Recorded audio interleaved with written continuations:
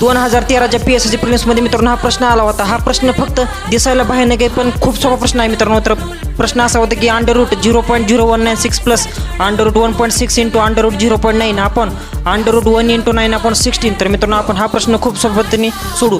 तर सगळ्यात पहिले म्हणजे मित्रांनो √0.0196चं उत्तर येतं मित्रांनो 0.14 आणि ह्या दोन्ही पण संख्या मित्रांनो √मध्ये आहेत. त्यामुळे ह्या दोन्ही पण संख्याचा मित्रांनो गुणाकार करून घ्यायचं 1.6 इंटू 0.9. तर उत्तर येईल मित्रांनो 1.44 आणि 16 1 16 16 9 25. तर 25 16. तर मित्रांनो हे पण √मध्ये घ्यायचं आहे आणि त्याच्यानंतर मित्रांनो √1.44 बरोबर 1.2 येणार आहे कारण की 12चा वर्ग असतो मित्रांनो 144 आणि हा 5चा वर्ग आणि हा 4चा वर्ग. तर 5/4 येणार उत्तर. तर बरोबर येणार आहे मित्रांनो 0.14 प्लस 1.2 इंटू 4 आणि आपण 5 कारण की मित्रांनो 4 वर जाणार आहे इकडे कारण की इथं भागिले आहे म्हणून. तर मित्रांनो ज्यावेळेस आपण हे सगळं समीकरण सोडू तर उत्तर येणार मित्रांनो 1.1.